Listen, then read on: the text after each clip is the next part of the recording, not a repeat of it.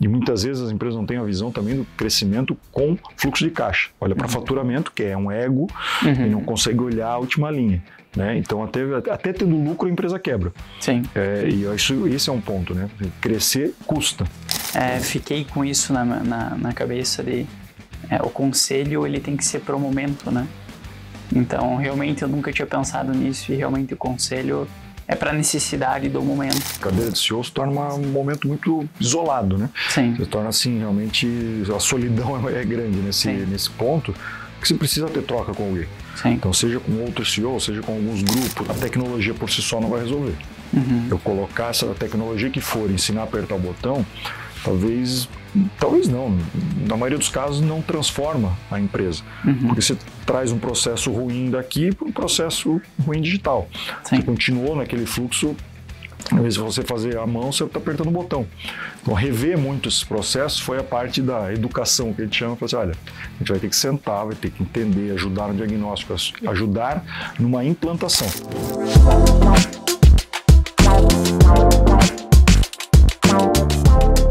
Sejam muito bem-vindos a mais um ApoCast. Nesse episódio vamos falar com um atleta também.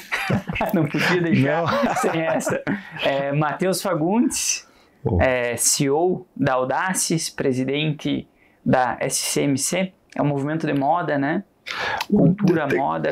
Cresceu, né? Santa Catarina Moda e Cultura, ele começou só do setor têxtil e confecção e hoje ele tem empresas de eventos, tem a Blumenau Iluminação, tem outros segmentos dentro desse ecossistema de Santa Catarina também. Legal. Santa Catarina ele é muito bom, né? Porque ele é muito... Eu acho que ele não é o país, não é o estado que mais cresce, mas ele é muito estável, né? E a gente tem o quê? Vocês trabalham atuando mais forte, mas 30% da indústria têxtil do Brasil é aqui?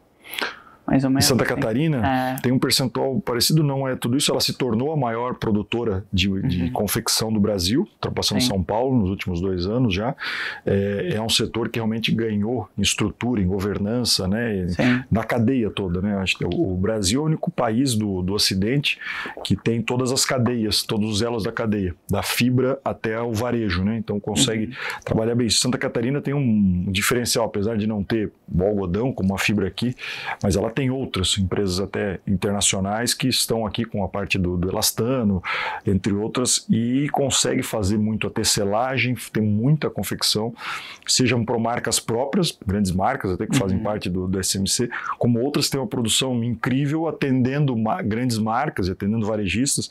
Então tem uma pujança muito forte, né, em geração de emprego, porque é um setor que gera mais emprego no Brasil, é o que mais emprega mulheres. É um setor realmente que muda muito o contexto do estado, mas é um estado que tem empresas que obviamente, em termos de faturamento, né, e posição, está aqui do lado de uma WEG, você tem aqui, né, em Joinville, né, uma Tigre, uma Tupi, né, o Schultz, né, o Whirlpool, ou seja, você tem infinidade de empresas aí incríveis. Eu acho que isso torna Santa Catarina um estado muito eficiente também, né, em termos produtivos. Né? Perfeito. Seja muito bem-vindo ao podcast. Obrigado. Pô, já estamos... A gente começa batendo papo e aqui super confortável, com café, com tudo, estamos em casa, né? Já está conversando há bastante tempo. Esse é o objetivo. Obrigado por ter aceitado o convite de bater esse papo conosco. Acho que tem bastante coisa a contribuir. Parabéns pela trajetória. Eu dei uma pesquisada, conheci o seu pai, né, que ele acabou vindo aqui, conheci a Tamires, que rasgou seda para vocês. Bom, então... Depois eles vão me pedir desconto no software, cara. Boa. São assim, família e meu cliente, né? Então você tem que ter um tratar jogo de cintura, churrascão de família, como não tocar no assunto. O meu irmão fala isso, porque ele fala assim, sabe qual que é a parte boa de fazer negócio com a família? Eu falei, o quê? Ele falou, todo churrasco se torna uma reunião de negócio, né? Então é sempre difícil não conseguir tocar alguma coisa. Acho que é um aprendizado que a gente tem que ter, né? Porque senão fica tudo muito maçante, a gente não desliga. E essa é uma dificuldade que eu tenho particularmente, não sei. Eu já tive mais. Confesso que aprendi, acho que bastante ao longo do tempo. E é mais saudável a gente conseguir trabalhar, conseguir separar as coisas, porque senão você não tem nenhum momento. A gente conversava um pouco antes, né? Acho que a questão do esporte sempre foi um ponto que foi um escape para muitos, você ter um momento de relaxar, e eu acho que isso a gente separa um pouco as coisas e consegue aproveitar, né, família, no conceito família, não no conceito negócio, que é importante cada coisa no seu lugar, a gente aproveita mais, usufrui mais, e eu acho que se torna algo mais saudável. Ao longo do tempo você vai entendendo às vezes que tem um momento para só dar risada, para falar do futebol com o pai, para falar de viagem, falar alguma outra coisa e ter esse equilíbrio, saber a hora certa de cada coisa. Assim como também o inverso é verdadeiro quando você está num negócio familiar. Assim, cara, aqui o negócio tem que ser profissional. Sim. Aqui não é a relação pai, filho, irmão, primo, tá, você tem... Esse eu acho que é o ponto, né? Que é mais difícil do que eu acho que parar de falar do negócio em casa. Sim. É tratar os negócios realmente como ele deve ser, com meritocracia, com forma muito mais correta, justa, né? Com todos, conversas difíceis. Tá aí um ponto extremamente difícil. Eu acho que esse é um baita desafio, assim, né? A gente colocou até tá num quadro ali fora na área da educação. A gente escreve por tudo que é canto as nossas culturas, os nossos rituais, o que a gente é, o que a gente não é. E a gente aderiu, né? Foi este ano. Em toda vez que a gente fala, a gente escreve lá. A gente tem que ter conversas difíceis. E as conversas difíceis, elas não são para falar que o Matheus é ruim, ou que o Eduardo é ruim. Não é isso daí. Tira isso da tua cabeça.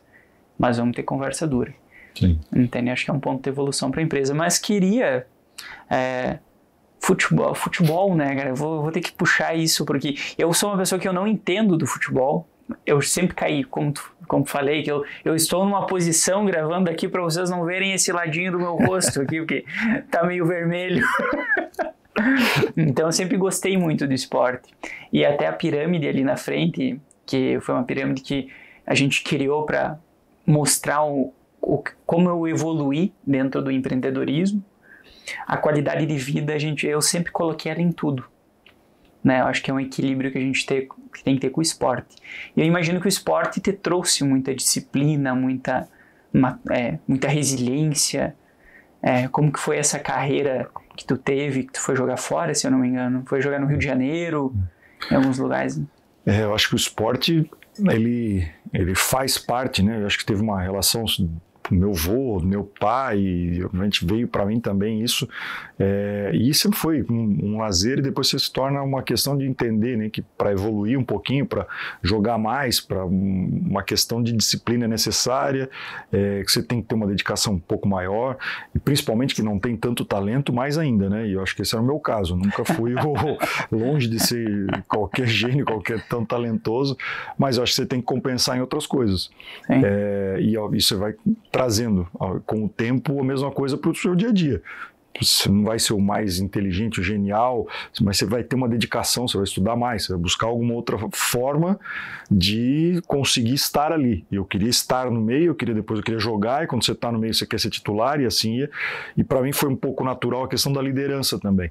Eu conseguia se relacionar bem, mas ter também as conversas difíceis, cobrar, não conseguia ter um momento bom, agradável fora, brincar, mas conseguia ser muito duro necessário, porque era uma vontade de ganhar também. Sim. Então, acho que esse espírito, né, acho que eu fui criando, e isso vem muito do meu pai, assim, tem realmente uma competitividade, e isso, você conseguir equilibrar, ser saudável, você consegue evoluir muito. Né? Porque você quer melhorar, você faz isso, você não vai se acomodar nunca com nenhuma situação. E a mesma coisa, no dia a dia nosso, no trabalho, né, qualquer situação profissional, a gente sabe que pode melhorar. Não pode ter um comodismo de que, não, estou bem, a minha posição é boa, agora eu sou líder de mercado, meu produto é isso, você parou, você começa a ser atropelado, essa é a realidade. Então, o esporte traz muito isso, principalmente esportes coletivos, nesse caso, faz também uma relação com pessoas, a liderança foi algo sendo construída, acho que tem pessoas que têm uma facilidade, aquela questão do nato, né? O talento, ou a pessoa que tem tem uma facilidade para falar em público, tem uma pessoa para liderar, mas eu acho que tudo é treinável. Né? E quando a gente vem na questão do treinamento, o conceito de treinamento é repetição. Não vai ser assim, o Eondon treinou uma vez, viu um vídeo e sai fazendo. Cara, vai fazendo, vai errando, mas repete, vai com frequência. Mas tendo frequência disso, você evolui, você consegue fazer qualquer coisa. Isso eu acho que é um ponto que todo mundo tem condição de fazer qualquer coisa, alguns com mais menos tempo, outros mais tempo, mas é possível se desenvolver. Então, com isso agora, eu vejo hoje, eu converso muito lugar de potência, né? Eles falam assim, tem pessoas que já têm uma facilidade, ou já são muito boas em alguma coisa. Pô, talvez não gastar tanta energia em querer desenvolver alguma outra coisa, se a gente pode realmente naquele ponto ela ser tua pessoa-chave para aquilo, né? E às vezes botar pessoas nos lugares errados vira um problema do negócio. Né? A pessoa é muito boa, ela faz isso, começa a colocar vários pontos, várias demandas, você não vai, é aquela história, o cara é o melhor zagueiro do teu time. Não é porque é isso, então agora eu estou precisando de um centroavante, vai lá. Sim. Pode até dar certo, no momento pode, mas a longo prazo a tendência não é que seja o melhor caminho. Então, no negócio também, às vezes, mas ela foi muito bem na área aqui, traz para cá, faz aqui também. Ela vai ajudar, porque ela tem dedicação, porque ela é engajada, ela conhece do negócio, ela vai te resolver muita coisa. Mas talvez ela não te leve para um nível a mais. Sim. E são esses equilíbrios. Eu falo que eu tento trazer qualquer coisa que eu faça, eu vou aprendendo. Hoje eu tento praticar muito tênis, né? Coisa de lesão, quadril, joelho, essas coisas, onde eu consigo brincar nos últimos anos é o tênis. E você vai aprendendo outras coisas, né? Porque agora eu não tenho mais ninguém em volta que me ajude, se eu diminuir o ritmo, se eu conduzir. Se eu não chegar na bolinha, ninguém vai chegar por mim. Se eu não fizer, não tem para quem reclamar. Sim. Então você começa a entender o outro lado, entender até onde você evolui, porque... Que a guerra é contigo. Exatamente. E aí um esporte que é muito mais da mente, muito mais de concentração também, tudo para não perder o controle. Então se errar agora, você não pode ficar com isso na cabeça por muito tempo. Eu tenho que tentar na jogada seguinte esquecer aquilo e ir para a próxima. Aprender, não posso fazer isso. O outro lado faz bem aquilo, vou tentar mudar a estratégia. Sim. Então, o tênis traz muito isso, tem outras questões. A luta em si. A luta, não dá para você vai ficar lamentando aquele dali que, cara, você já tem que achar outra estratégia. Né? E eu lembro, acho que foi assistindo alguma coisa do Mourinho, treinador, que ele fala assim, olha, aqui a gente tinha uma regra de 24 horas. Ele fala assim, a vitória, o título comemora 24 horas. Esqueço tudo, não olho para mais, vou comemorar 24 horas. A mesma coisa para a derrota. Vai me doer, não vou dormir, vou ficar com aquilo, assim, trabalhando 24 horas. Depois eu vou trabalhar e vou começar a pensar para frente. Não posso ficar carregando isso por muito tempo. Perfeito. Ele fazia muito isso. Outra questão que eu fiz, gostei muito, claro, mais no começo, e estudar muito do jogo, era a questão do poker, né? Era outra coisa que começa assim, a sua mente, a trabalhar a mente, a entender as pessoas, entender um pouco mais, né, questão corporal, você vai entendendo estratégias. E eu acho que isso serve também quando você vai para uma negociação. Perfeito. Né? Como é que é a necessidade, o que está sendo a demanda, como é que a pessoa está tratando aquilo. Você tenta ter o máximo de informação, né? E o jogo tinha, né? Que informação eu tenho aqui? Qual é a probabilidade disso? Qual é o caminho? Então, muita matemática, né? E muita informação. E a questão, no final, você está tratando com pessoas, né? Sim. Seja no esporte, seja na empresa, seja em qualquer negócio, no final são com pessoas. Sim. E hoje vocês estão com quantas pessoas? O negócio hoje no Brasil está em torno de 300, com as unidades fora, hoje a gente está falando quase beirando 500 pessoas. 500 pessoas. Diretamente com Audaces, aí depois eu tenho franquias, né, tem outras, os terceiros, aí realmente o número sobe bastante, franquias, distribuidores, né, hoje a gente está falando de um negócio presente em mais de 100 países. Então, alguns mercados com pessoas expatriadas, né, gerentes nossos em alguns mercados, outros com canais, vendedores em alguns mercados direto. Então, tem vários modelos nesse ponto. No Brasil, com modelos de master e micro franquia, mais estrutura de franquias de assistência técnica também. Então, tem um grupo, né, um time grande, falando de um grupo hoje da Audaces, né, que tem unidades no Brasil e na Itália de produção, de gestão, depois da aquisição recente aí da Sizeby, que tem mais 3 unidades, né? Em Joinville, né? Tem Portugal e tem lá nos Estados Unidos. Então a gente vai expandindo bastante esse ponto. E aí você tem uma questão de culturas também, né? Sim. Você trabalha com pessoas que têm culturas diferentes, que têm crenças diferentes, que têm motivações diferentes. E que você tem que tentar colocar cada vez, trazer isso, que o caminho do negócio esteja alinhado com esse motivacional, com esse caminho também que com essa pessoa também tem, né? Legal. Essa estratégia de vocês das franquias, tu entrou, se eu não me engano, na empresa em 2019, né? Sim. Já vi as franquias na época, não veio depois? Sim, a franquia, o modelo começou a estruturação dele em 2017, né? E 2017, 2018 mais ou menos, foram alguns ajustes aí, né? 19 para cá, entrei como diretor executivo de marketing e vendas, e um dos pontos era um ajuste da questão do modelo de franquias também.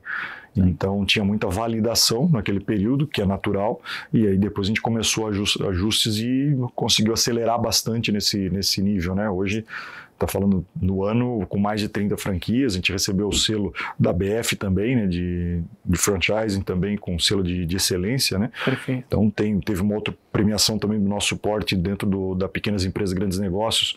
Então são negócios que começam a estar hoje bem estruturados aqui, que depois a gente começa a levar para outros mercados também. Vocês franquiam o serviço ou o sistema? Como que funciona?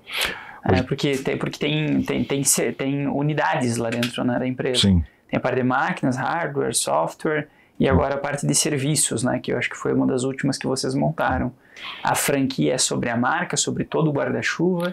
A master franquia, ela normalmente a gente separa em vendas, que está relacionado, e aí dentro dessa master franquia você vai ter uma parte que está relacionada a software, você vai ter a hardware, você vai ter a parte de serviços comigo. Eu posso ter, mas é mais difícil eu ter um canal só que consiga fazer como um micro franqueado, consiga fazer tudo, até porque é muito mais complexo. Mas a master franquia é mais natural que tenha tudo, né? Tem esses braços aqui dentro dela e faça a gestão. A parte de serviços, tem um master franquia que pode ter também, mas vira um outro negócio também, né? Franqueado. Então se separa normalmente em vendas e serviços, depois desdobra ela nas suas soluções, na forma que também você vai atuando, né? Legal. A gente pensou no modelo de franquia como uma estratégia também de expansão, né? A gente ficou com muito medo, como o nosso era só serviço, na época ainda a gente não tinha plataforma de educação, tecnologia, nem a parte de educação, a gente ficou com muito medo de perder qualidade, né? Acho que é um dos desafios da franquia em si, manter qualidade. Acho que a educação é um braço que ajuda muito nisso, né? Não sei se foi... Não tem, e isso é uma conversa que eu tenho com bastante frequência, né? Não só interna nossa, mas às vezes com outras empresas que discutem esse tema. Tudo na vida, né? Os prós e os contras, né? Faço tudo na mão próprio, vendedor, estrutura e tudo mais, eu tenho um controle muito maior, né? Natural que eu tenha, saiba tudo o que está acontecendo. Brinco, né? Você controla lá o vendedor, o que ele está tomando no café da manhã, né? Mas não é o caso, às vezes, para ganhar escala. Então você perde um pouco na velocidade, no teu caixa, né, todo esse investimento. Não quer dizer que franquia também seja algo que então se torna muito mais barato e sai com escala, com tudo isso. Não, você tem que estar bem estruturado no modelo, tem vários investimentos, né, validações, mas tem a facilidade depois de ganhar um pouco mais de velocidade, né, com menos custo e com mais velocidade na expansão. Mas o controle dessa qualidade, seja do que for, educação, serviço, te exige sim uma estrutura interna, porque você não pode simplesmente colocar a tua marca com o risco de, não acompanhei, vou descobrir lá na frente que eu estou tendo um problema, né? Você tem que estar próximo do consumidor, às vezes, do teu cliente. Sim. Então, próximo do cliente, tendo informação do teu cliente, você começa a medir também o que está acontecendo aqui. Fazendo as auditorias necessárias nesse fluxo aqui, também você está acompanhando se a metodologia está sendo seguida. Então, no final, a franquia é uma metodologia validada, e aí você tem que começar a acompanhar, a cobrar as pessoas com perfil também para seguir, né? Porque não é fácil para um perfil que tem uma habilidade e seguir uma outra metodologia, às vezes, que foge um pouco com a questão de culturas ou até valores. Então tem esse ajuste fino o tempo todo. Perfeito. Mas é um modelo extremamente viável, né? E principalmente o negócio de vocês, eu acho que também tem muito espaço. Eu vejo que vocês construíram a empresa, cresceram a empresa, aí franquearam. O que traz, eu acho que mais essa maturidade, como tu mesmo disse agora, de gestão, de indicador, de estar perto do cliente, de ter essa maturidade na gestão, do acompanhamento, proximidade, entender a função de cada um dentro da empresa. O que a gente ficou com medo e o que a gente vê no mercado, em alguns dos casos existem franquias maravilhosas, mas existem outras empresas também que não são tanto, que crescem a partir da franquia. Que não existe, o que eu vejo, não sei se tu concorda, qual que é a tua visão disso também, eu queria, que parece que as empresas, não existe uma maturidade de gestão na empresa, ela nasce e já franquia. Aí é onde... Aí é o risco. Assim, falar que em qualquer tamanho, se não tiver governança, não tiver muito claro, a chance de gerar problema em qualquer coisa, seja no modelo franquia que mais ainda, porque você vai escalar o caos, né? Sim. Como também se teria um problema se tivesse interno. Se não tiver governança, se não tiver gestão do time, teu vendedor é próprio. Tua gestão continua ruim, né? Então, às vezes que a gente brinca lá, né? Você fala da transformação digital, botar o sistema, eu falei assim, se o teu processo continuamente vai trazer só um processo ruim do manual, um processo ruim digital. Sim. Só vai transformar o caos de papel para um caos no sistema. Sim. O negócio é muito parecido. Se a tua estrutura, né, não tiver bem adequada de governança, em algum lugar, alguma hora vai estourar. A franquia tem suas particularidades, mas é isso como tu colocou. Tem que estar alinhado. Se tiver, às vezes, tendo um tamanho maior, eu fico sempre me questionando. Eu confesso que não tem o certo e o errado. Eu falo assim, mas se eu tiver maior, aí você tá com estrutura, tá tudo... Pô, se tiver desorganizado maior, dá mais caos ainda para você conseguir arrumar. Se você no pequeno e organizando com esse caminho, com esse objetivo, olha, talvez seja até mais fácil. Perfeito. Não seja que ser rápido, né? Porque tem a questão, às vezes, entra no financeiro de uma coisa ou de outra, mas o fato é que você tem na mão, né? Você tá com o negócio mais na mão. Eu falo, você começa um negócio hoje numa sala, você sabe tudo o que está acontecendo naquele negócio, você ajusta muito mais rápido. Daqui a pouco já são 2 salas, daqui a pouco é um andar inteiro. Você já vai começar a perder, você precisa de gente, né? Acho que a pirâmide está ali, né? Mostrando isso, essas fases. Aí você já precisa de uma cultura forte, você precisa de processos mais fortes. Então, vai ser conforme essa demanda, esse crescimento, esses objetivos, você vai ter que se cercar de pessoas e processos cada vez mais adequados. Tecnologia vai te ajudar a ganhar escala também. Então, esse tripé de tecnologia, processos e pessoas faz com que o negócio possa ser validado e escalar e tudo mais. Né? Corrigindo, então, seria... eu concordo que a gente até agora, parando para pensar, a gente atende empresas aí, a gente até usou esse exemplo esses dias, que faturam 50 milhões mês, que não tem CRM. É que eu pego bastante. Tá, então... Enquanto alguns caras têm o sistema da Audacity, você olha, mas, cara, não tem um CRM ainda. Sim. Então, concordo que franquear um modelo desse seria o caos, né? Tu franquearia o caos, né? Exato. Então, sim, mas eu vejo que, eu olho muito por mim, assim, eu acho que hoje a gente está criando mais uma maturidade do que é a governança. Porque na minha cabeça, há um tempo atrás, até a gente discutiu isso naquele dia que a gente fez a chamada, governança para mim era ter um conselho externo, ter aquele grupo de pessoas na mesa e tudo mais, e o Vigars que abriu minha cabeça para isso. Falou, sabe o que é governança? É tu ter os rituais bem feitos. É dentro, né? Exatamente. Então, faça uma gestão bem feita, tenha os rituais bem feitos, tenha os acordos dos sócios, aquelas coisas básicas, né? Ele foi falando. Eu falei, legal, então tá mais próximo do que a gente imaginava, né? É que o conselho, eu sou muito favorável, eu gosto muito do modelo, e muitas vezes ele te encurta alguns caminhos para te falar isso, né? Cara, eu sei que tu quer ir para cá, mas primeiro faz isso. Sim. Se tu não arrumar isso, ali na frente isso vai gerar um problema. Eu acho que essa experiência das pessoas pro caminho que você está seguindo, então muita gente vem, mas será que é o momento? Será que eu tenho um conselho? Eu falei, olha, se tem condições é ótimo. Só que a escolha do conselheiro não é necessariamente porque ele é muito bom, mas ele é muito bom no que ele tem uma ligação com para onde o teu negócio está indo ou quer ir. Então ele tem que te ajudar para isso. Meu conselheiro é genial para usar a internacionalização. Mas não é o foco que eu estou buscando, né? Eu estou precisando estruturar a parte financeira. Sim. Eu estou com um problema financeiro ou qualquer coisa nesse sentido, você não vai resolver.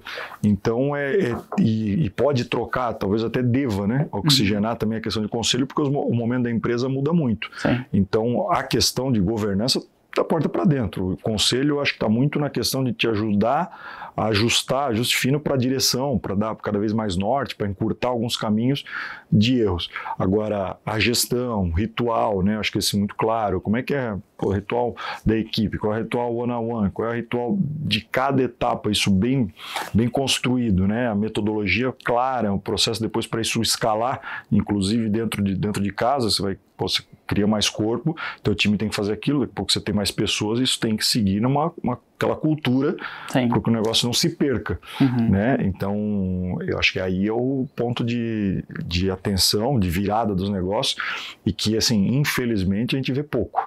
Eu acho que tem, sim, uma oportunidade muito grande para as empresas virarem um pouco mais essa chave em termos de governança.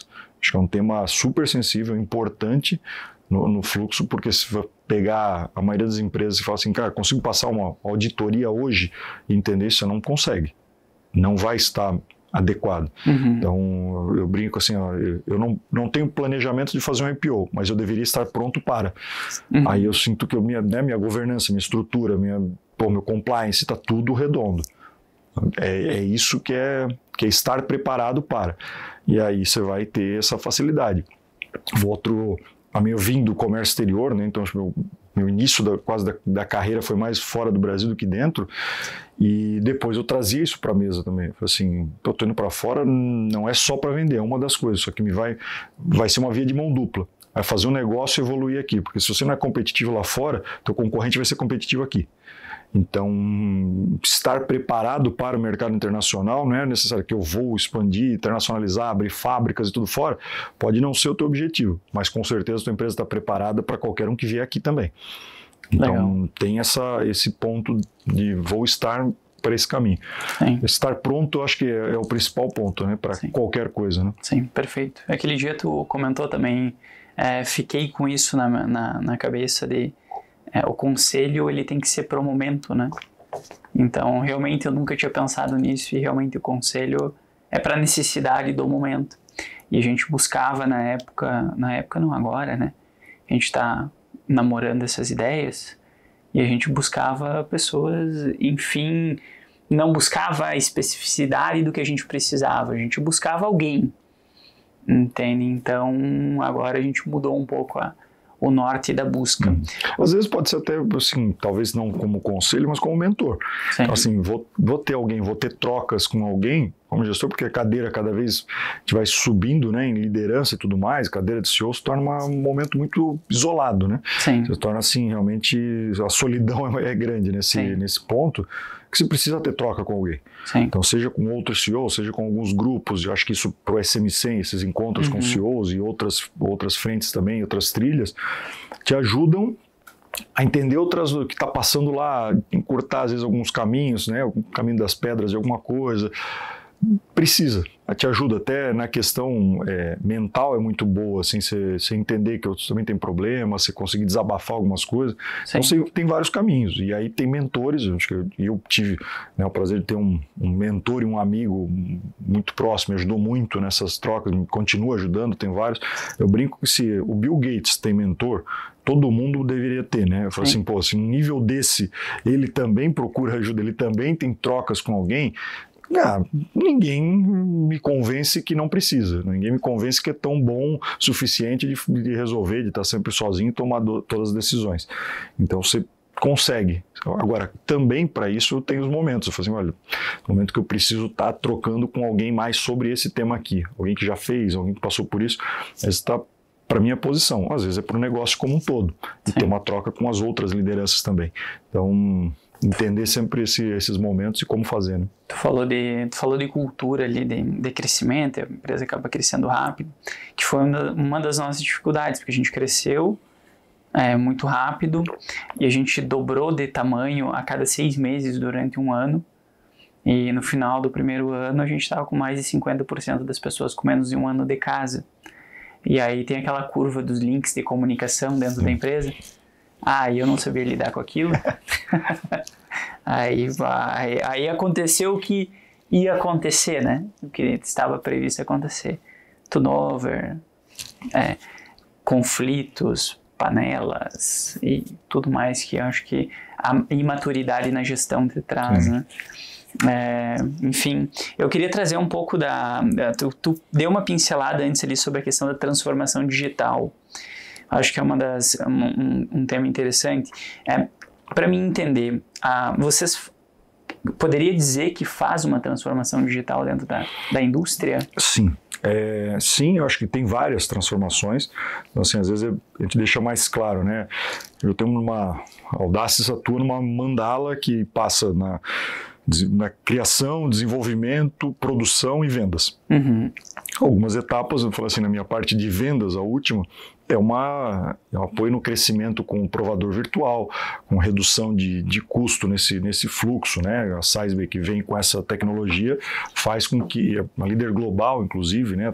Grandes marcas aí, mundo afora, no sentido de te ajudar nessa etapa com o consumidor final, reduzir troca, aumentar teu ticket médio e tudo mais, então despesa. Mas a transformação digital está lá no começo, onde eu falo que mais pega como transformação digital está na criação. A criação ainda ela é muito parecida, talvez nos últimos 100 anos. Né? Você vai lá, você faz um molde, você faz uma peça, você prova, você define, você faz alterações, até aprovar e até ir para o mercado. Isso, na grande maioria das empresas, a gente está falando de estar levando 12 meses. Mas isso é uma média ruim. Tem empresa com 15, 18 meses. Tem empresa que está fazendo a coleção verão 2026 e ela não sabe o resultado da verão 2025 ainda. Ela está fazendo 2026, que vai ser distribuída em 2026, que vai chegar... Essa daí, no caso, assim, ela está fazendo, vai chegar lá no final de 25, que vai estar para o verão de 26. Sim. Só que ela não tem nenhum histórico de 25, porque não chegou o verão ainda, e ela está com dados de 2024. Sim. Qual a probabilidade, qual é a taxa de assertividade desse nível de empresa? 20, 25% da coleção. Eu lancei 100 modelos... quanto realmente vende, preço cheio, volume e tal, que não sobra, não tem estoque, que eu não faço remarcação de preço, tudo isso. É muito baixo, essa taxa de assertividade. E ainda mais quando a gente está falando hoje de um mercado, nós estamos falando de um mercado que no mundo hoje são 5 gerações ao mesmo tempo, que as coisas mudaram a forma de comprar, a forma de se relacionar com a marca e tudo mais. Então se distancia muito da decisão do consumidor, de quem cria para o consumidor.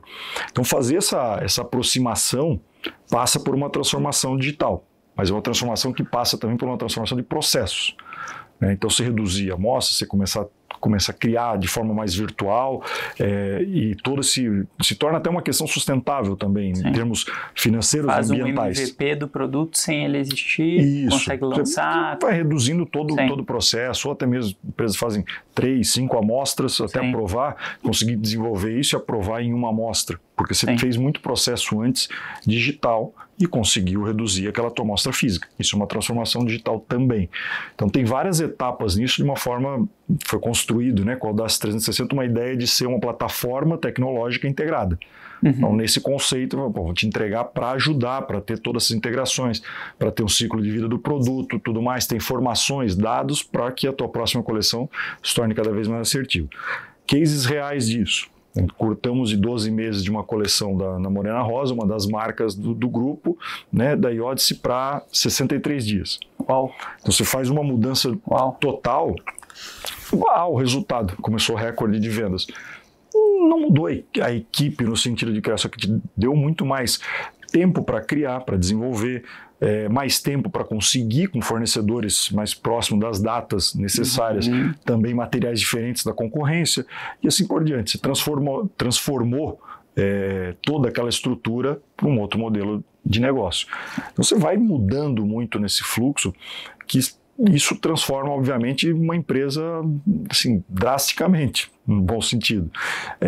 O mesmo, a gente seguindo para a produção, aí também você sai de um processo manual, muitas vezes, do corte e tudo, para ter um processo de uma sala de corte 4.0. Então, você falar de indústria 4.0 você tem equipamento, você tem informações que eles vão trocar para te gerar dados e conseguir melhorar o teu processo. E aí vem também uma redução de resíduos. Ou seja, de novo, tem um lado sustentável aí, financeiro, ambiental, social, integrado nisso. Né? Então, a pessoa tem que estar cortando. A gente vê casos que está lá em cima da mesa para conseguir cortar os riscos que tem, saúde e tudo mais. Desperdício de matéria-prima. Então, tem muito movimento que é necessário para essa indústria também se tornar, obviamente, mais competitiva. Então, é um desafio que a gente tem, onde a gente aprendeu ao longo do tempo. A tecnologia por si só não vai resolver. Eu colocar essa tecnologia que for, ensinar a apertar o botão, talvez talvez não, na maioria dos casos não transforma a empresa, porque você traz um processo ruim daqui para um processo ruim digital. Sim. Você continuou naquele fluxo, às vezes você fazer à mão, você está apertando o botão. Então, rever muito esses processos foi a parte da educação que a gente chama, assim, olha, a gente vai ter que sentar, vai ter que entender, ajudar no diagnóstico, ajudar numa implantação, não na utilização da ferramenta. Sim. Então, essa transformação de lead time, né, o time to market e tudo mais, passa por isso. Então, a gente foi criando uma vertical, sabendo falar, não vendo mais software e vendo hardware, não vender conhecimento junto, né, não integrar isso, né, nesse processo, eu talvez não consiga ter o êxito que eu esperava, ou tudo aquilo que a gente vê de oportunidade dentro da empresa. Acho que esse é o maior desafio, que a gente passa por isso, né? Governança e tudo mais, é um ponto que tem que vir muitas vezes de cima para baixo, no sentido de comprar a ideia, de entender o retorno, e é natural do ser humano que você faz um processo igual há 10 anos, qualquer processo que você faça vá mudar amanhã, vai ser mais difícil, vai te doer mais, porque assim, todo mundo quer mudança, mas ninguém quer mudar, né? Sim. Então, como você facilita isso? E vai levar um pouco mais tempo. Algumas pessoas com mais facilidade, outras com menos, mas precisa ir passando. Então, passa muito por uma gestão também que entende que aquilo é necessário para o negócio sobreviver, para continuar crescendo. Acho que é o ponto de chave, né? As coisas, ter realmente engajamento das pessoas, então o tripé, né, de tecnologia, mas com pessoas e processos.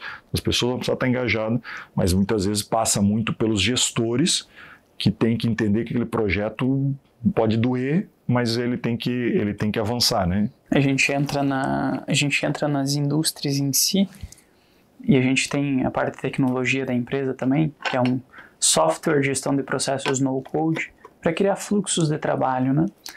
E a nossa maior resistência do início foi não ter também a educação. Porque, eu preciso de um super processo aqui, não sei o quê. E o nosso processo ele é super simples, ele é Kanban.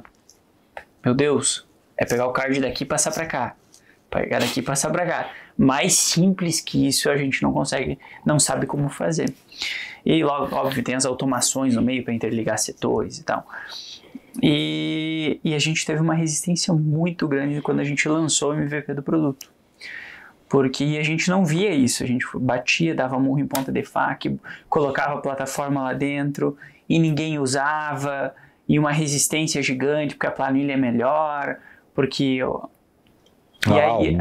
o meu Excel, o meu papel aqui, mas eu tenho aquela coisa, se tiver um quarto bagunçado, e você já sabe onde fica aquela bagunça, se você organizar o quarto vai ficar mais difícil de se achar, né? Pô, mas eu já sabia que estava bagunçado, era bagunçado, mas eu me entendi aqui. Aí se organizou, você toma um susto no começo. Mas vai passar o tempo, você vai falar, pô, é muito melhor, né? Agora ficou mais visual, agora ajudou. É o mesmo ponto, só que um ponto que aí, até cultural, né? A gente não valoriza a educação. Infelizmente, a gente tem muito isso da empresa, que nos negócios, né, num país que a gente nunca deu um valor necessário para o professor, para a educação, para tudo isso, e isso reflete depois nas empresas. A gente valoriza um equipamento e não valoriza as pessoas. A gente valoriza gastar 1 milhão em equipamento e não valoriza gastar 10 mil no treinamento da pessoa que vai usar o equipamento. Eu tive recentemente, é espetacular a plantação de algodão no Brasil. De tecnologia, níveis de pesquisa, de análises. E tem uma transformação também da colheita e tudo mais. Ele fala, custa milhões e milhões de dólares o equipamento. Qual é o sentido eu não capacitar, não deixar esse meu colaborador assim, sabendo tudo e mais um pouco disso? É lógico isso, mas talvez muitas vezes passam que, mas já gastei todo esse dinheiro aqui, vai aqui, faz o curso aqui, só lê o manual, dá uma olhadinha aqui, passa por cima e sai usando. Eu acho que sim, quando a gente olha para o nosso lado, você compra vai comprar uma Ferrari e... não sai usando. Só apertar o botão para ligar e andar para frente e para trás, eu já sei. Não, né? Você vai se aperfeiçoar mais, aprender aquilo dali. Eu falo que às vezes a gente perde oportunidades porque a gente está com uma Ferrari na mão andando a 10, 20 por hora. porque é o que eu sei usar, é até onde eu aprendi. E aqui eu não me complico. Sim. Né? Agora, para andar a 200 a 300, você vai ter que se desenvolver. Então, acho que é cultural isso, porque a gente tem uma curva, não sei se você chegou a ver a curva de adoção de tecnologias. A gente pega a minoria ali, não me lembro o número exato, se é 13%, 3%. De early adopters? 2, 3%. Então, a gente fala que a indústria está aqui na maioria tardia, né? Sim. Aqui na frente. Então, não sei se a gente vem de um processo muito industrial, de produção, de fábrica, e ainda não chegou nessa, né? O early adopter, esses 2, 3% da sociedade, você vai ter em todo lugar, e aí vai ser o cara que pega, que quer colocar toda a tecnologia na frente, vai, não tem problema em errar. Mas é muito pouco, né? Então, você conseguindo achar, ótimo, você vai ali. Mas a massa, o desenvolvimento é de outra forma, né? O detalhe que a gente foi aprendendo, eu escutei isso tempos atrás, é que muitas vezes você vai começar um projeto, um negócio, dentro daquela empresa. Primeiro você tem que conseguir chegar nesse tomador de decisão e convencer ele, seja pela dor dele, qual é a dor que ele está procurando. Não adianta, e tem vários formatos. O cara está procurando, às vezes está comprando para resolver um problema, seja de qualidade de vida para poder ter e resolver isso dali, seja por status de ter tal solução. E assim, cada um com as suas motivações para investir. O fato é que depois de adquirir, depois do tomador de decisão avançar, você tem que entender dentro daquela estrutura, daquelas pessoas, quais ali dentro que realmente compram aquela ideia e começam a validar e avançar. Normalmente você está falando que você tem 30%, 20%, 30% que compra novidades, acredita e abraça e quer tentar. Tem normalmente mais uns 30% que é contra tudo. Eu brinco assim que tem a turma do se hay governo, sou contra. Então assim, cara, não vai funcionar. Putz, isso aqui é um problema. Então. Mas tem esse meio do caminho que ela está esperando ver para onde vai. Então, assim, você tem 40% que está naquela, assim, estão tentando lá, mas eu também não vou me meter ainda. Tem a turma que está dizendo que não, deixa eu ficar aqui. Se conseguir achar os 30% que quer fazer, você conseguir aplicar e mostrar e validar, você vai trazer os 40% que estavam na dúvida. Os 40% aqui que ficaram em cima do muro, começaram a ver os 30% que falam, pô, mas o cara melhorou. Se torna uma fatia maior. Mas começou a atingir um resultado, mas começou a ter isso. Pô, calma aí, eu vou para esse lado. E aí depois tu tem 70%, faz o que tu quiser. Aí aqueles 30 negativos, ou eles vão se adaptar ali e vão entrar no jogo, ou a tendência é eles não continuarem no jogo. Né? Então, isso é um processo. Agora, se você errar na mão no início, e tiver no cara do meio do caminho, um cara que acredita que não vai funcionar, ele vai achar problema, ele vai achar que, mas isso daqui não ficou legal. Se tivesse aquela ferramenta, mas se tivesse aquela feature do produto, se não. Aí tu vai ver a vida dele, mas cara, tua vida é muito pior, tá fazendo aqui no papel de pão, cara, tá reclamando, né? Mas essa cor do botão não dá, cara, fica pior. Então, assim, tem isso em todo lugar. E se olha para dentro, no nosso negócio às vezes tem.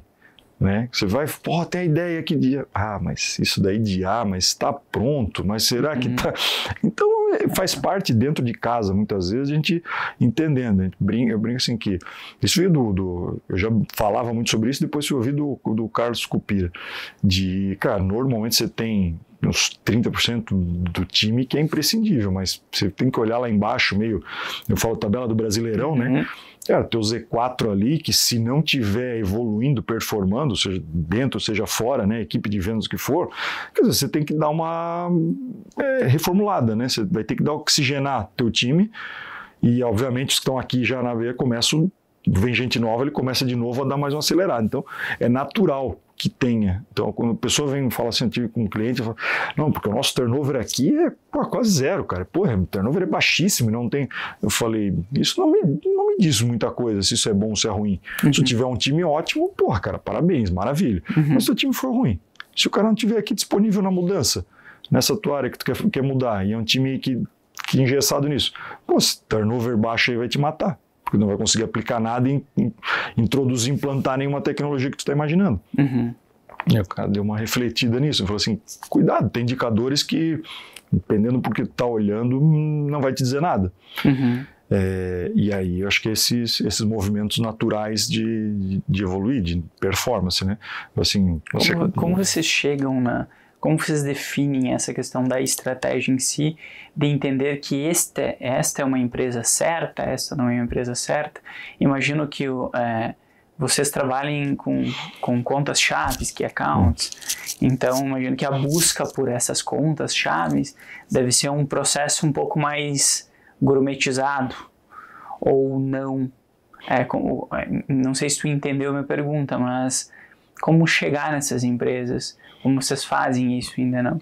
Porque essa é uma dificuldade que a gente tem também, porque a gente trabalha com tecnologia. Daí chega, ou até no início a gente entra na empresa, todo mundo é amigo. E depois começa gente que te ama e diz que tu não presta, gente que te odeia e tenta ser detrator lá dentro, a tua tecnologia não funciona. Então são várias camadas que a gente vê ali que a gente tem que conseguir trabalhar com a educação. Então, acho que perfil de empresa sempre é importante, né? Acho que às vezes chega um momento que você fala assim, cara, melhor não fazer do que me incomodar demais aqui, porque a estrutura não está talvez preparada naquele momento, né? Que a empresa não se... Acho que todo negócio tem oportunidade, né? Porque, às vezes tem um momento que não é aquele adequado ainda. Tá tudo bem, né? A maturidade do negócio, conforme, né, o que você vende, talvez naquele momento para aquela empresa não faz sentido ainda, vai fazer em outro.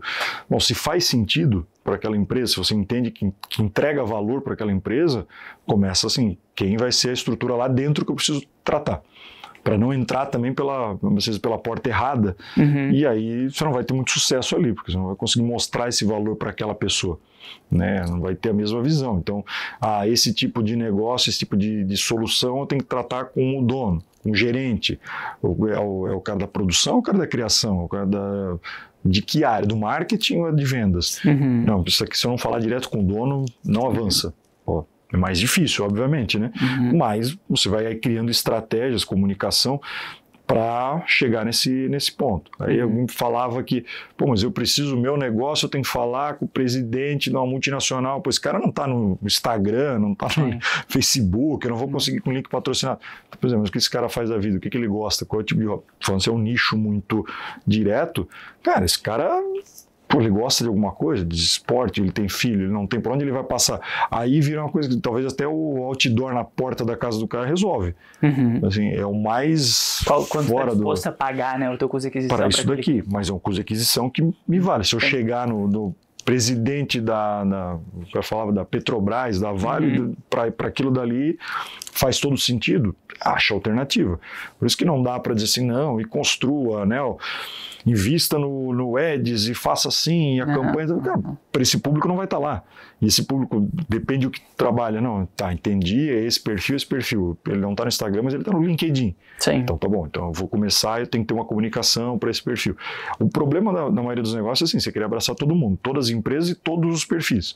Aí você não tem comunicação, mas você corre para todos os lados. O que tu considera uma quantidade de... Eu sei que varia de acordo com a quantidade de SKUs que a empresa tem.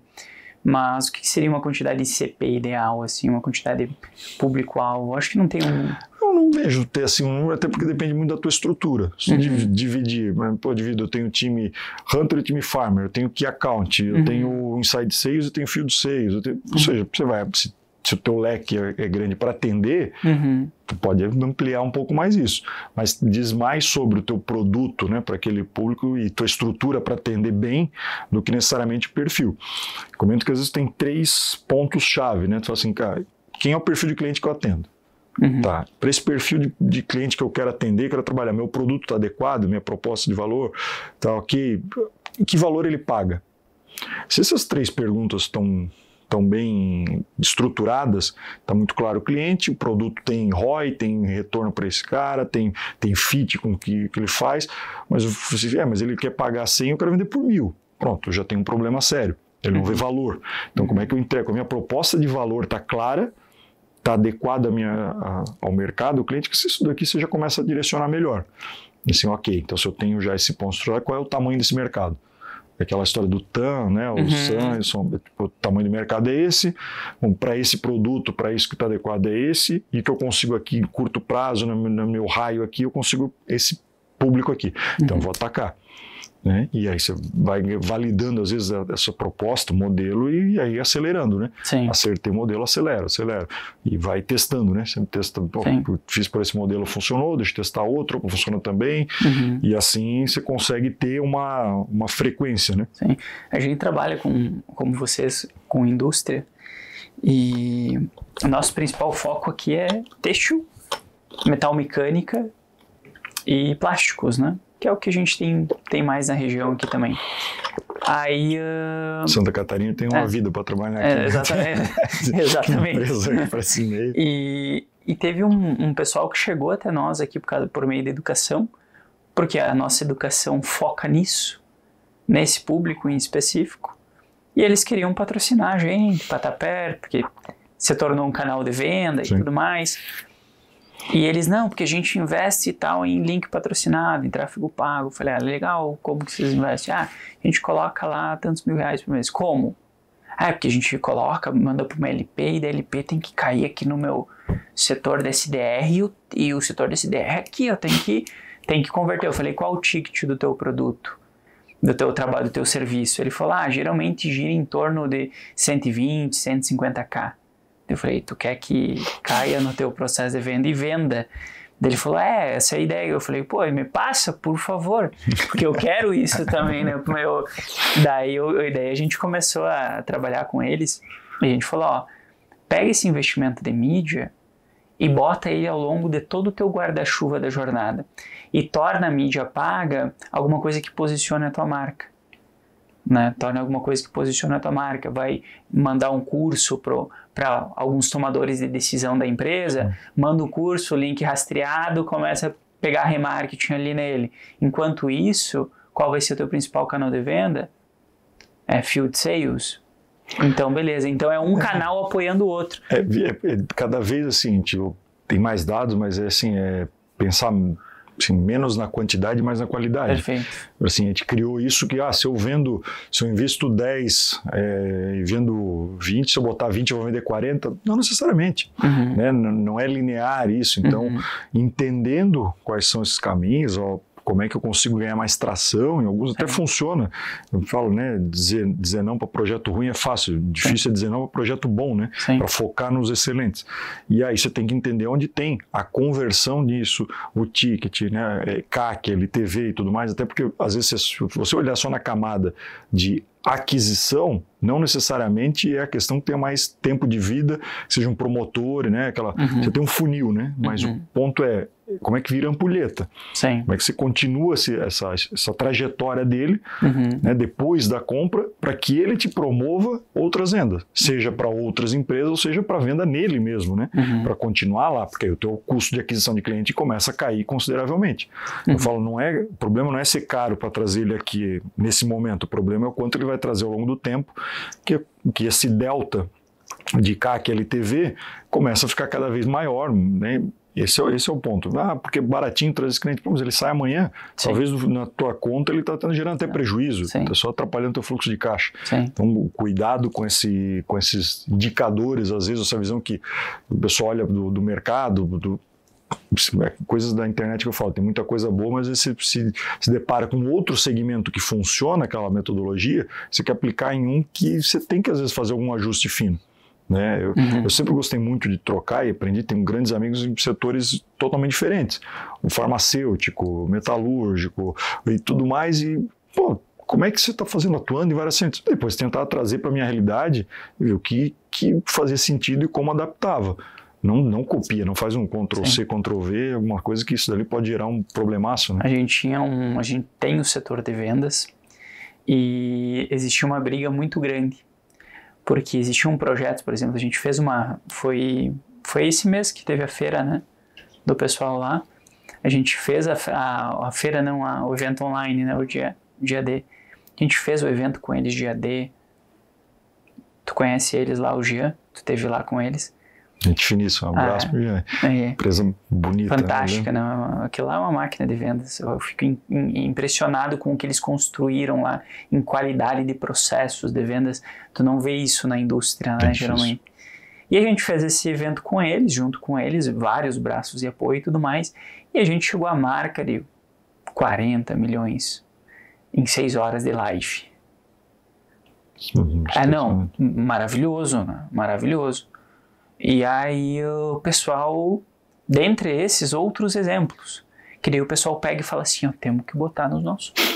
Temos que botar, vamos construir, manda pro pessoal do design, a gente vai construir alguma coisa bem legal falando assim, ó, 40 milhões.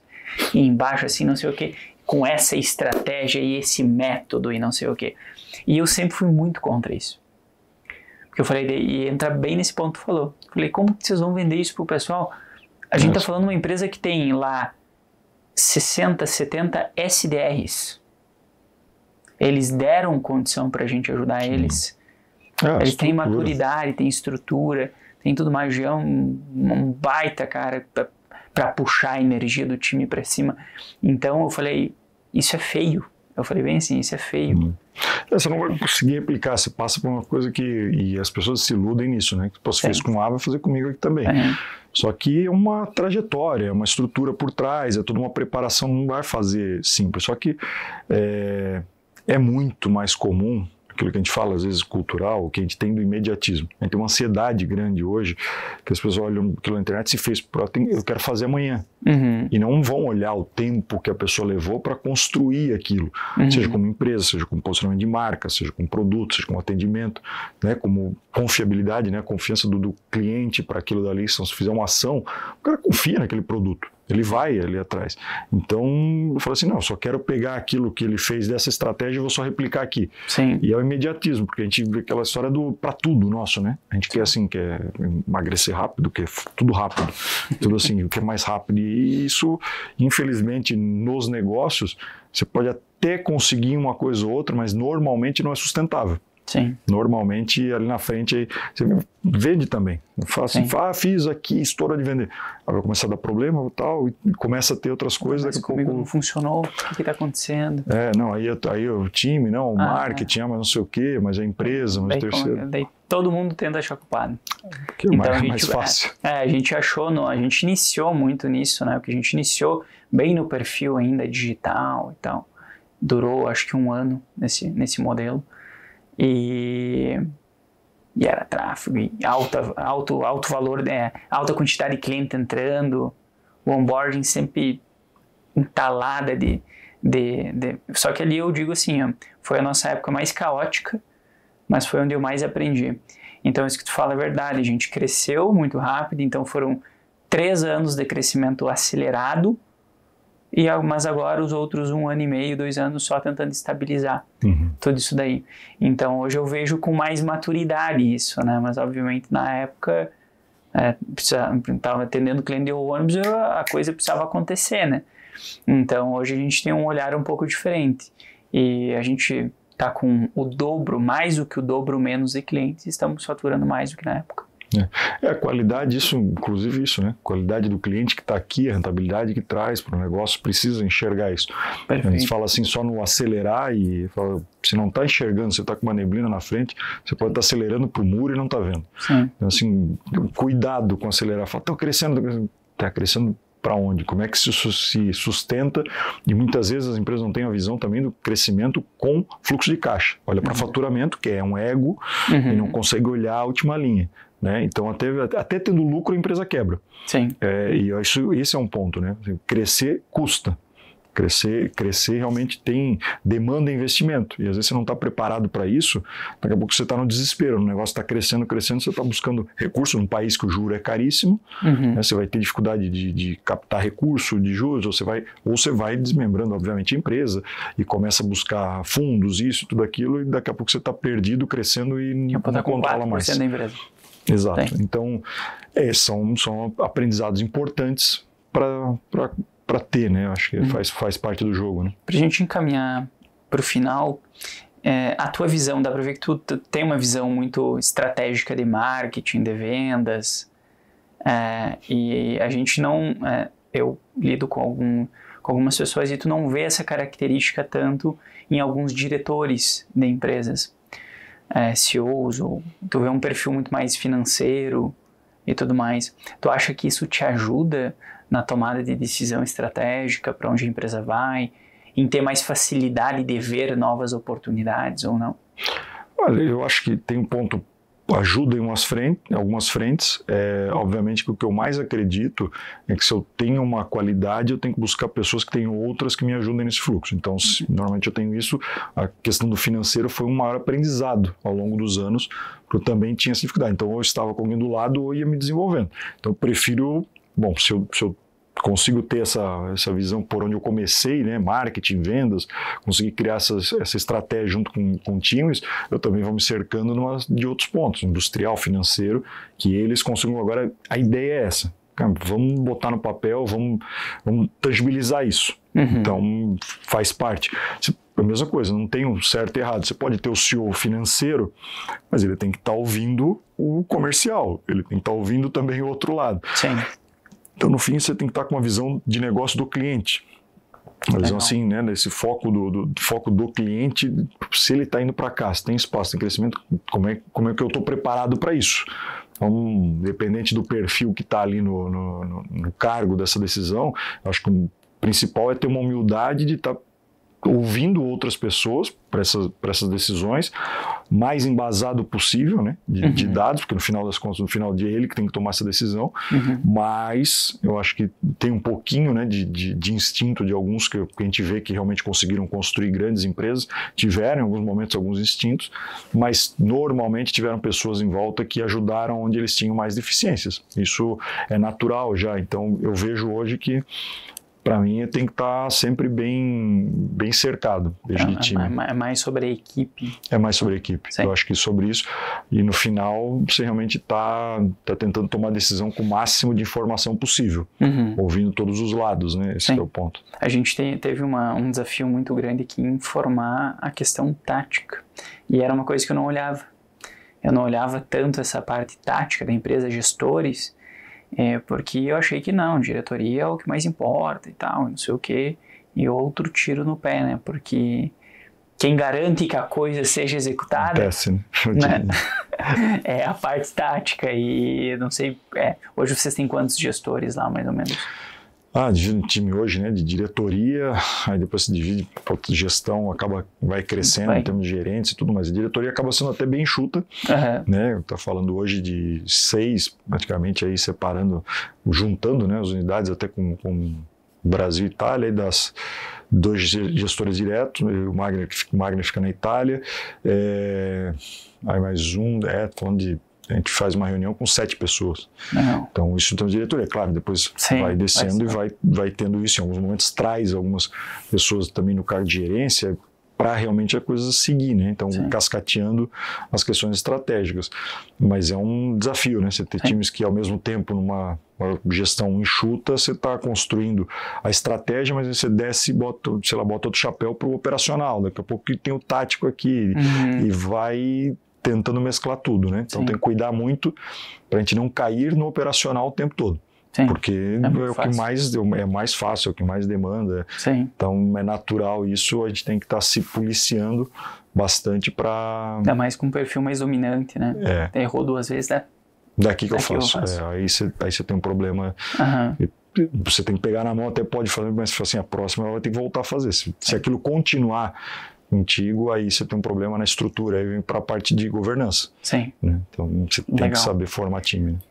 Última pergunta, eu queria ver a tua visão sobre o futuro da indústria da moda.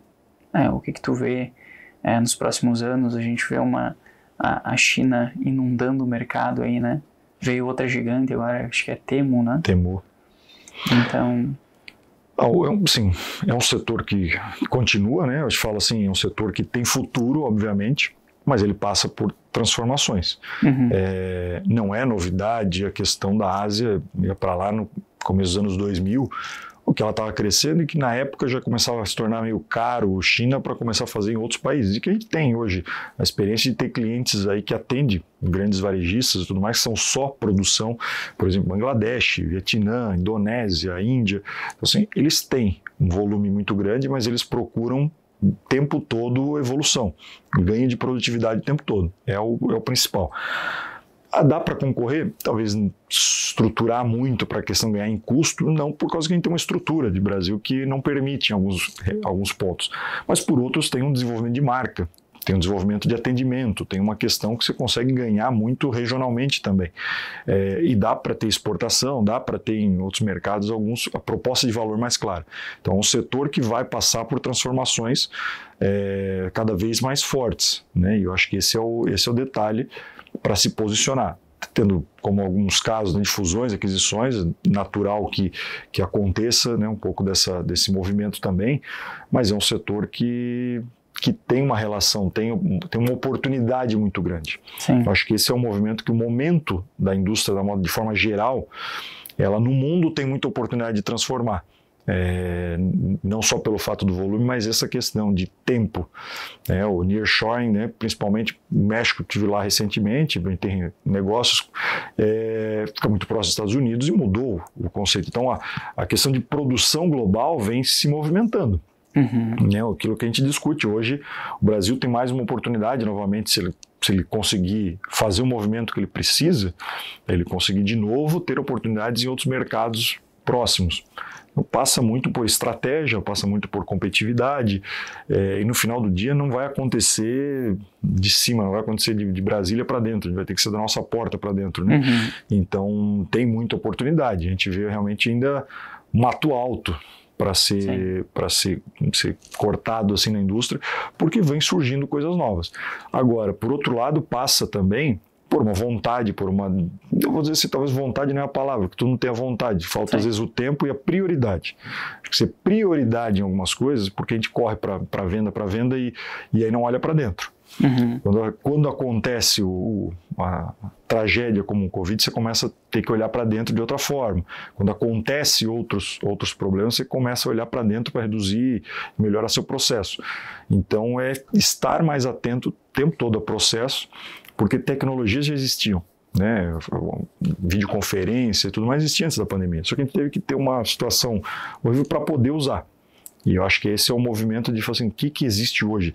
E IA está aí para provar, tem muita coisa na mão, fácil de utilizar hoje, que pode dar um ganho muito grande em eficiência e que poucas empresas estão usando, de qualquer segmento. Sim. Pouquíssimas. Estão esperando que a empresa de tecnologia que vai usar. Não, isso é para todo mundo. Não é que a tecnologia vai eliminar, né? A IA vai eliminar as pessoas. Não, vai eliminar. A IA vai eliminar que aperta o botão e as empresas que não utilizam IA. Uhum. Eu acho que esse é o principal ponto. Uhum. Então, como utilizar, como tirar um pouquinho do tempo para aprender, achar parceiros às vezes para conseguir ajudar a ter essas informações e facilitar esse dia a dia. No fim das contas é isso, né? O mercado existe para todo mundo, né? Vai se tornar mais competitivo, mas tem espaço, uma pizza grande. A questão da regionalidade, às vezes não ganha na escala, mas ganha na gourmetização do produto pela regionalidade. Cada vez se fala mais em criar comunidades, as comunidades se conectando com aquele produto específico da comunidade. Então... O nicho, né? Os nichos. Os nichos. Então, exatamente. Isso tem, eu acho que esse que é o ponto. E a gente está falando isso para várias gerações. Eu tenho empresa lá em Goiás que focou na questão mais country, mais sertanejo. Crescendo muito. Consegui achar esse nicho no público X, conseguiu crescer. Aqui a gente tinha, né, a questão, há tempos atrás, a Dudalina achou com a mulher executiva. Ou seja, você vai conseguindo construir isso, né? Você trabalha, então há oportunidade. Agora, assim, às vezes você entra naquele mar vermelho lá, aí é um pouco mais complexo, né? Perfeito. Eu iniciei ontem a imersão junto com o Vigors. E eu falei sobre a questão de que existem... Eu peguei a frase do Bill Gates, remodelei ela e coloquei como existem dois tipos de empresas no futuro, as que utilizam IA e as que deixam de existir. Ele falou isso lá atrás com a internet, né? Ele falou com a internet. Exatamente. Então, Matheus, queria te agradecer, queria agradecer a tua presença, queria agradecer ter aceito bater esse papo aí com nós, é sempre enriquecedor. Admirei, a gente conhece pouco tempo, mas admirei muito a tua história, a tua gestão. Acho que tem muita maturidade na tua gestão, tu é uma pessoa nova, tá com 40. 40, recentes 40. Então, realmente é admirável aí a tua trajetória. Pô, obrigado. Não, obrigado pelo convite. Sempre aberto aí para outros papos. Parabéns também, acho que a estrutura, as pessoas, a gente sente, né, na questão isso do clima, da energia, realmente tem muito aprendizado aqui, muita troca e já tem algumas ideias, né? A gente tem insights aqui quando entrei e eu acho que isso é muito legal, ver esse desenvolvimento, ver esse crescimento, mas essa preocupação também é jovem, mas essa preocupação em estruturar, eu acho que aquela pirâmide ele mostrou bem, né? Pensar também na estrutura toda, no crescimento, mas na qualidade de vida, pensando nas pessoas, e eu acho que esse é um movimento necessário, mas é bom quando a gente vê empresas super recentes que estão passando, né, passaram por uma... Ser empreendedor no Brasil já é um desafio e eu acho que já tem aí uma super valorização que precisa ser feita porque não é para qualquer um. E passar pela arrebentação, né, da maioria das empresas que já quebram em 2, 3 anos é muito mais difícil ainda. Então, desejo aí mais e mais sucesso aí para vocês e o que precisar estão sempre à disposição. Agradeço. E assim nós encerramos mais um Apocast. Valeu! Obrigado. Eu que agradeço.